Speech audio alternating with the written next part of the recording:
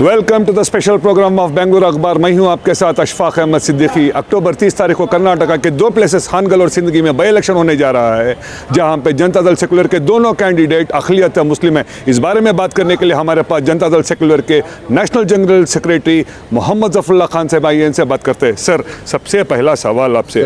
वालेकुम अस्सलाम। सबसे पहला सवाल आपसे, ऐसा क्यों होता है कि जब भी चुनाव आते तभी मुसलमानों पर पॉलिटिकल पार्टियाँ हकदारी जताने की कोशिश करते हैं?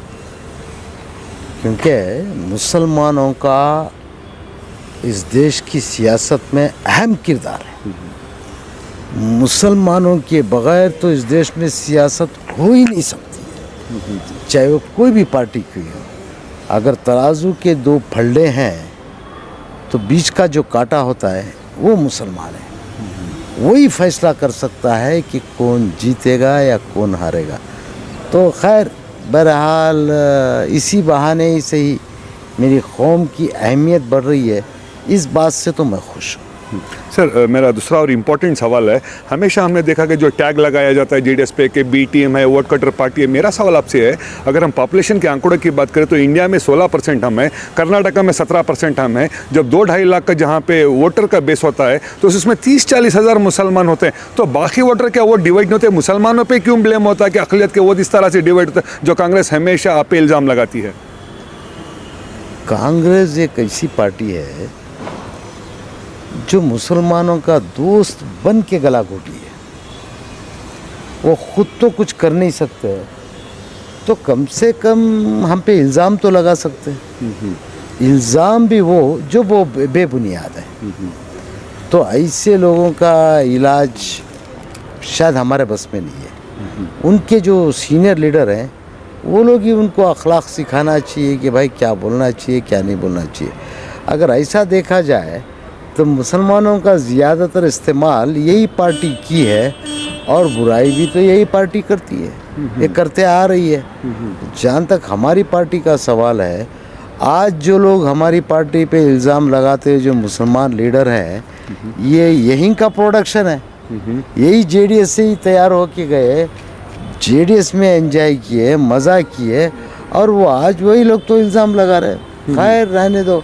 पता नहीं ऐसे लोगों को क्या अल्फाजों का इस्तेमाल करना चाहिए, लेकिन जो मैं नहीं करना चाह रहा। कांग्रेस पार्टी का एक इल्ज़ाम आप पे है, पूरे लीडरान एक ही सेंटेंस में कह रहे हैं कि जो मोहब्बत कुमारस्वामी, एचडी देवेगौड़ा, जफरुल्लाह खान जो अक़लियतों को बाई इलेक्शन में टिकट दे के दिखाते हैं, ऐसी मोहब्बत जनरल इलेक्शन में क्यों नहीं देते? रामनगर डिस्ट्रिक्ट, मंडिया, हासन में क्यों नहीं देते? वहाँ पर देखे तो तब हम माने कि हाँ, मुसलमानों से मोहब्बत है। उनको बोलो वहाँ वर्णा में जाके दे दे, मुसलमान को जिता ले, वरना कनकापुरा में खड़ा करके जिता ले। उनकी कॉन्स्टिट्यूंसी क्यों नहीं छोड़ के देते? मुसलमान को क्यों नहीं जिताते? इनमें दम है तो वही आना चाहिए। जब मुसलमानों की आबादी में एक लीडर हो गया, 2 लीडर हो गया, उसके कोई माने नहीं होते हैं। उनको बोलो वहाँ वर्ण क्षेत्र में जाके टिकट दें, या कनकापुरा में मुसलमान को टिकट दे के जिता के लेके आए, तो मैं भी मान लूँगा कि सेक्युलर है। और रही बात, अगर ये लोग इतने हमदर्द मुसलमानों के और सेक्युलर हैं, तो ये क्यों नहीं ये लोग सब मिल के ये कैंडिडेट को तैयार कर पाए?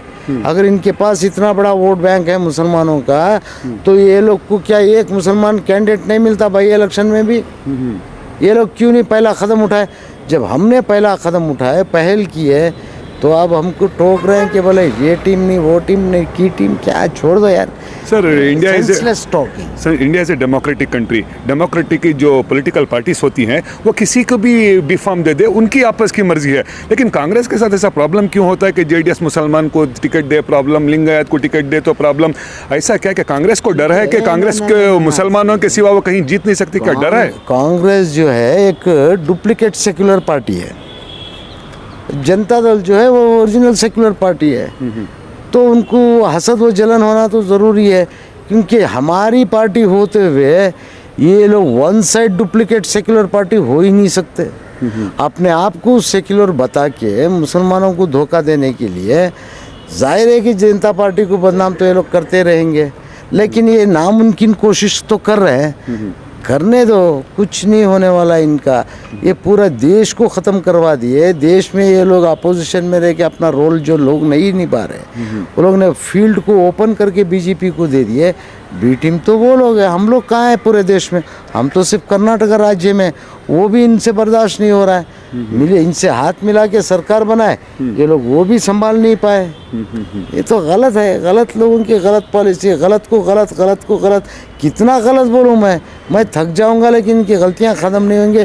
छोड़ दो, इनकी कहानी नहीं बोलना चाहता। चामराजपेट के एमएलए ज़मीर अहमद खान ने मीडिया से बात करते हुए कहा कि कुमारस्वामी एक डीलर है, जिसकी ज़ुबान पे उसको कंट्रोल नहीं है, और वो कह रहा है कि जो ये ढकोसला है जो मुसलमानों को टिकट दे रहा है, और वो हज कमेटी में के फंक्शन में भी नहीं आया, इस तरह का आरोप वो लगा रहे हैं। तो आप इसके बारे में क्या कहेंगे? आप मुझे एक मर्तबा एक सवाल करें तो मैं 1 साल का जवाब दूंगा। अभी एक साथ में आप 6 सवाल करेंगे, मैं एक जवाब दूंगा तो मेरी बात खत्म हो जाएगी। कुमारस्वामी डीलर है, कुमारस्वामी की जुबान पे कंट्रोल नहीं है। कुमारस्वामी एक राजनेता का बेटा है, पैदाइशी जब वो माँ के पेट में था जब से राजनीति कर रहा है। ये डीलिंग, कंडक्टरिंग, ड्राइविंग, क्लीनिंग, ये सब यार पता नहीं ये अल्फाज हैं पॉलिटिक्स में कहाँ आ गए। ये नहीं आना चाहिए, ऐसे अल्फाजों का इस्तेमाल नहीं होना चाहिए। सर मैं आपको रोक रहा हूँ, क्या आपको लगता है कि सियासतदानों का आज बात करने का तरीका स्तर गिर रहा है, स्टैंडर्ड गिर रहा है? गिर गया है भाई, गिर गया है, गिर गया है। जो डी लेवल की जो लैंग्वेज का इस्तेमाल करते हैं उससे हमारे नस्लें बिगड़ने का मेरे को डर है, जो नहीं होना चाहिए। वो अपना एक स्टैंडर्ड मेंटेन करके अपनी गरिमा में रहते हुए अपने शब्दों का प्रयोग किया जाए। ये ट्यूशन और ये क्लास उनकी पार्टी में देना चाहिए। मुझे बताओ, हमारे यहाँ कोई ऐसी बदजुबानी के अल्फाज इस्तेमाल करके कोई ऐसे कुछ स्टेटमेंट दिया हो तो बताओ मेरे को, ताकि मैं मेरी पार्टी में सुधार करूं। अब उनकी पार्टी का बिगाड़ का जिम्मेदार तो जफरुल्लाह खान नहीं है। उनका दूसरा इल्ज़ाम ये था कि कुमारस्वामी जब चीफ मिनिस्टर थे तो हज भवन का जो प्रोग्राम था वहाँ पे वो नहीं आए। अरे भाई, जिसने हज भवन की जगह अलाट की, जिसने हज भवन का फंड अलाट किया, 10 करोड़ रुपए दिया, हज भवन खुद ने बनाया कुमारस्वामी ने, तो उसके आने से क्या फ़र्क पड़ रहा है, नहीं आने से क्या फ़र्क पड़ रहा है? तुम लोग हो ना जिम्मेदार मुसलमान लीडर लोग, तुम लोग अपने अपने काम करते चलो। कुमारस्वामी आके कोसी नमाज अदा करने वाला था वहाँ पे, ये सब ढोंग धतूरे कराने के टकरा के चीप पब्लिसिटी लेने की कोई ज़रूरत नहीं, और कुमारस्वामी को ऐसी चीप पब्लिसिटी की ज़रूरत भी नहीं है। जिसने दिल से मोहब्बत किया है मेरी कौम को, तो जगह अलाट कर दिया, फंड अलाट कर दिया, वो नहीं करता तो ये लोग उद्घाटन किसका करते भाई? तो छोड़ दो, एक छोटे मोटे यार घटिया लेवल के इल्ज़ामात। No, this all base. क्या करना था कुमारस्वामी को, आके करना क्या था मुझे बोलो? कुमारस्वामी क्या नमाज़ पढ़ेगा, या हम उसको जमात में खड़ा कर सकते हैं, या उसके पीछे हम लोग जमात बना करके नमाज़ पढ़ सकते हैं? अच्छा है कि नॉन मुस्लिम को बुलाया ही नहीं वहाँ पे, जबकि मुसलमान वहाँ नमाज़ पढ़ना चाहते, इबादत करना चाहते। तो सर सिद्धरामैया को कहा जा रहा है कि मुस्लिम के बड़े रहनुमा हैं, लेकिन आपने सिंदगी और हानगल दोनों जगह मुसलमानों को टिकट दिया है, तो क्या परेशानी है सिद्धरामैया को कि वो जाके खड़े कि उनको वोट मत दो, इनको दो? तो कहीं से किस तरह से प्रूफ देंगे? अगर कोई भी लीडर ये कहता है कि Siddaramaiah is the only one tallest leader, mister Siddaramaiah, अगर कांग्रेस कह रही है। सुनो सर, अगर कह रहे हैं तो मैं बोलता हूँ उलमा इकराम क्या कर रहे हैं? क्या वो हमारा लीडर है? हम उम्मत में नबी करीम सल्लल्लाहु अलैहि वसल्लम के हैं, हमारा लीडर नबी हैं, हमारा लीडर मोहम्मद सल्लल्लाहु अलैहि वसल्लम है। हमारा लीडर कोई अन्ना आपा नहीं हो सकता है, हो सकता होगा किसी का भी अन्ना आपा लीडर। पूरे मुसलमानों का लीडर दोबारा नहीं बोला, आपको खबरदार कर रहा हूँ, पूरे कर्नाटका के मुसलमानों का लीडर कोई नहीं हो सकता। मुसलमान एक खुददार कौम है, अपने फैसले खुद करना जानती है, भले बुरे करे या भले करे, वो उनको इख्तियार है कि वो अपने फैसले करे। ये कैसा कह देते कि एक ही लीडर है? अगर एक ही लीडर है तो क्यों नहीं डाल के जिंदगी में जिता लिया तुम लोग? खड़ा करना था, एक मुसलमान को जिता लेना था। ये स्टेटमेंट कांग्रेस में जितने माइनॉरिटी लीडर्स हैं, इंक्लूडिंग ज़मीर अहमद खान, रिजवान अरशद, सलीम अहमद, नासिर, इन सारों ने मिलकर ऐसा कहा है कि सिद्धरामैया टॉलेस्ट लीडर हैं, जो माइनॉरिटी के ग्रेटेस्ट प्रोटेक्टर हैं।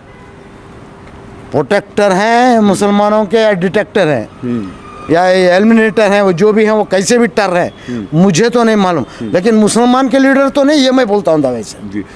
सारे मुसलमान का लीडर कोई भी माइकल नहीं हो सकता यार। आप लोगों को भी थोड़ी तो सोच समझ चाहिए, आप लोग समझना चाहिए कि कैसे क्यों नहीं सवाल करते उनसे कि भाई तुम किस लीडर के फॉलोवर हो? हाँ, मैं भी किसी की लीडरशिप को फॉलो करता हूँ, मेरा भी लीडर है, मेरे लीडर मेरे प्यारे नबी करीम सल्लल्लाहु अलैहि वसल्लम, मैं उनकी उम्मत में से हूँ, मेरे कोई लीडर नहीं हो सकते। देवेगौड़ा भी पूरे मुसलमानों के लीडर नहीं है, कोई भी लीडर नहीं हो सकता इस दुनिया में। क्या बात कर रहे हैं आप लोग? मुसलमान खुददार कौम है, माशाल्लाह। गुलाम मत बनाओ। पूरा लेके जाके होलसेल में मत बेचो किसी के पास, सर, अल्लाह का वास्ता। 2018 के इलेक्शन में कांग्रेस पार्टी की स्ट्रैटेजी थी कि जितने उलमा इकराम कर्नाटका में सबसे बुलवाया गया था कि JDS party vote cut party है, बीजेपी की बी टीम इसको वोट नहीं देना। लेकिन हालांकि अब जो हम देख रहे हैं कि यही जेडीएस पार्टी के जो अखिलियत जो आ गए हैं, तो आपको कितना अश्योर है कि आप जिंदगी और हानगल में आपकी पार्टी के जो कैंडिडेट जीत सकते हैं? देखिए साहब, ना मैं नुजूमी हूँ, ना ही मैं खुदाई दावा करने वाला हूँ, ना ही मेरे में कुफ्र है कि मैं ये कर दूंगा नहीं वो कर दूंगा। हमारा फ़र्ज़ था कि मुसलमान को पहचानो, मुसलमान को उसका हक़ दो, उसको एक कैंडिडेट बनाओ, उसको एक राजनेता बनाओ। हमने हमारी पार्टी में एडमिशन दे के उनको प्लेटफॉर्म दे के अभ्यर्थी बनाए हैं। अब रही बात जीतने की, जीतना हारना वो मुक़द्दर और रब्बुल आलमीन तय करता है, या वहाँ के लोकल वोटर्स तय करते हैं। वहाँ के लोकल वोटर ही हैं जो फैसले करते हैं कि किसको उठाना है और किसको गिराना है। हमको वहाँ के वोटर्स पे भरोसा है, वहाँ के हम मज़हब हमारी कौम पे भरोसा है कि वो लोग एक मुसलमान को ज़रूर साथ देंगे। यार ये कौम हर कौम को वोट देते आई है, हर मज़हब को वोट देते आई है। क्या हमको नहीं आजमाना चाहिए कि सारे कौम क्या आज एक मुसलमान को वोट करते हैं या नहीं? क्या एक टेस्ट नहीं लेना चाहिए? वो टेस्ट हम लोग ले रहे हैं आज। सर इसका रिजल्ट जो भी आएगा वो अल्लाह तय करेगा।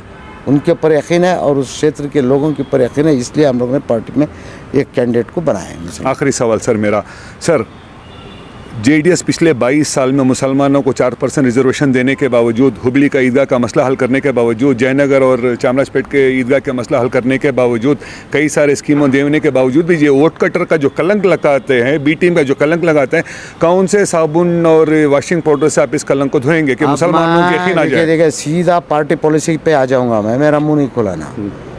यूपी में वोट कटर का काम कौन कर रहा है आज? यही कांग्रेस कर रही है। जहाँ अखिलेश यादव जीत सकता है बीजेपी के आगे, वहाँ वोट कटर का काम ये कर रही है कांग्रेस, जिनका वजूद नहीं है। ये लोग बच्चे कहाँ हैं? ये लोग ना पार्लियामेंट में बचे हैं, ना ये लोग विधानसभा में बचे हैं। कितने बिल मुसलमानों के खिलाफ पास हुए हैं? अगर इनमें दम था तो बीफ बिल क्यों नहीं रोक दिए? ये लोग ने सिर्फ वेल में उतरे, ड्रामा किया, अयवाश किया, मुसलमानों को धोखा दिए, बिल पास होने दिए। यार इतना नहीं समझती है क्या मेरी कौम? सब समझते हैं, मेरा मुंह नहीं खुला है बस। मुंह खुलाएंगे तो फिर सब खोल देना पड़ेगा, फिर सेक्युलर नाम की कोई पार्टी इस देश में रही नहीं जाएगी। वेरी लास्ट क्वेश्चन, हमने देखा है कि हथरस का जब केस हुआ, रेप केस हुआ, तो प्रियंका गांधी और राहुल गांधी गए, अरेस्ट हो गए। यहाँ पे यूपी में अब जो रिसेंटली हमने यहाँ पे खेरी में हमने लखीमपुर खेरी में हमने कहा वहाँ पे गए अरेस्ट होने के लिए, वो सब तैयार हो गए। लेकिन जब साबिया सैफी का जब मर्डर होता है, जिसम के टुकड़े टुकड़े कर देते हैं, बेलगाम में जब अरबाज के टुकड़े करके उसको मार दिया जाता है, तो कांग्रेस पार्टी इस तरह का धरना थी। क्या लगता है ये सेलेक्टिव अपीजमेंट किसके लिए कर रहे कांग्रेस? कांग्रेस पार्टी का एक टाइम वक्त था, ये सबसे पहला फसाद का बीज, सेक्युलर और कम्युनल का बीज जो है ना, ये कांग्रेस पार्टी ने बोया। कांग्रेस ने कहा कि हम सेक्युलर, तो बीजेपी ने कहा हम तुम्हारे खिलाफ हैं, हम कम्युनल। तो उन कम्युनल फोर्सेस को सामने आने के लिए दरवाज़ा खोल के देने वाले ये सिर्फ सिवाय मुसलमानों के अयवाश के और किए क्या मुझे बताए। हमारा इतिहास देखना है तो देवेगौड़ा का भी इतिहास आप देख लें। और रही बात, जबकि छोटे छोटे वक्फे के लिए थे देवेगौड़ा जी, इन्होंने 1947 में जो भी रहे पूरी देश पे हुकूमत तो ये लोग ही किए। ये लोग ने करके मुसलमानों की कितनी भलाई बेबूदी की तो आप अच्छी तरह जानते हैं। क्यों मुंह खुलवाते हो? मत छेड़ो हम लोगों को।